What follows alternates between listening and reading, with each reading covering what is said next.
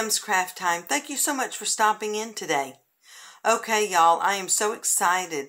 I have accepted a challenge to be part of a collaboration that's sponsored by Bourbon Creek Crafts. Y'all go on over and visit Beth. Give her a like, share, and subscribe while you're there. I'm sure she'll appreciate it. Okay, y'all, for this collaboration, I will be uploading 4 new videos in the month of November. I'll be uploading these videos on Wednesdays at 8 a.m. Eastern Standard Time. I will be showing one project every Wednesday when I upload that I have completed, and I will show you the tools that I use to make the project with. Also, I plan on recording the making process of the videos and sharing them at a later time. Okay, y'all, well, let's get into the first project. First off, I'm going to let you know that I am going to be using this paper pad for all 4 projects that I'm going to be doing. This paper pad was given to me as a Christmas gift, actually, at the end of last Christmas. I even bought some other paper pads. It came from Michael's. I absolutely love this pad because it is traditional colors. It's heavyweight cardstock. There's 24 designs, 48 sheets totals, and it's 12 by 12. So there is a lot of things that can be done with this paper pad. I have to do 4. So let's get into the first one and show you what the first project is going to be. Okay, y'all, here it is. This is my first project for the month of November and for this collaboration with Bourbon Creek Crafts. I am calling this a Christmas tag gift card holder ornament. Now that's a mouthful, isn't it? That's a lot of things for this little thing to be, but as you see, it is in the shape of a gift tag, and if you turn it over on the back, it does have the to, the from, and Merry Christmas on it. So it is all set and ready to go for your gift giving needs. It is a gift card holder, and I will be using a clear lamination sheet to demonstrate this, but it is a gift card holder. As you see, this just slides right down in there. And what's even neater is if you are really generous and you have 2 gift cards that you're going to be giving to the same person, you can slide 2 gift cards in there. I know they're clear, so it's a little hard to see, but I think you get the idea. Okay, now as the ornament, we'll look at it. It is absolutely beautiful. I mean, that would be just lovely to hang on your Christmas tree. I made the poinsettia out of a die set, the poinsettia die set that I have. And then I used a gold gem for the center of it, right there. This decorative piece right here came from the paper pad itself.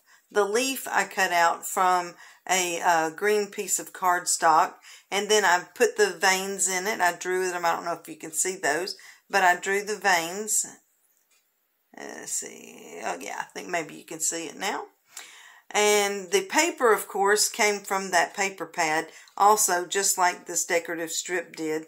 And then on the back, as you see, also the same paper from that paper pad. I used a piece of white cardstock to stamp the to, from, and the Merry Christmas on. And then I used this ribbon to make the hang tag and a real pretty bow.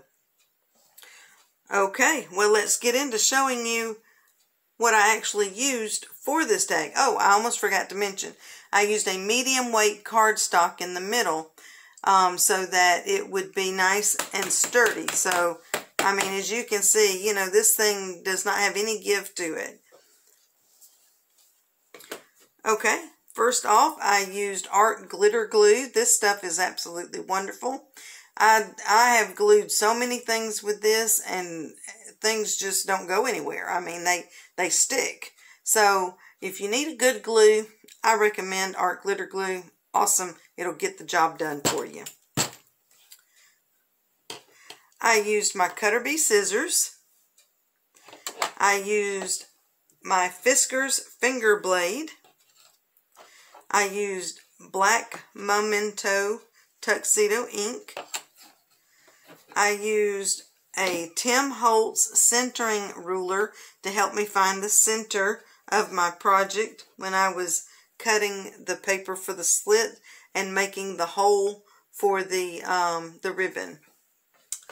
I also used this crocodile punch. I used the stub side of this punch to get, this little design right here. That came from the stub portion of this punch. And I also used this little Cricut ruler right here. It's nice to have a small ruler when you're doing small projects.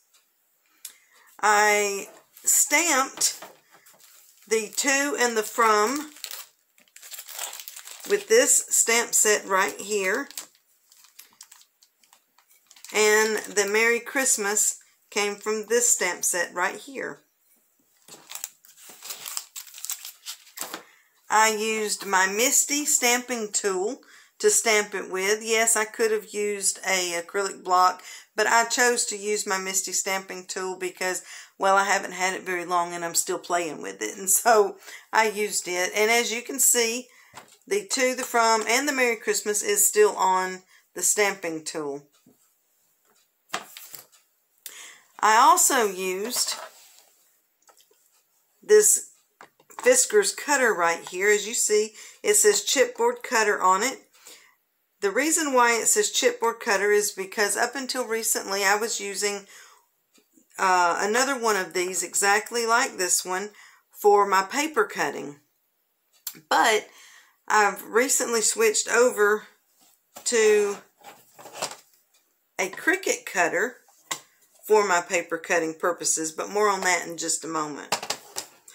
Now, the reason why I put chipboard on here and didn't just use this for my paper cutting and my chipboard is because chipboard tends to dull the blade.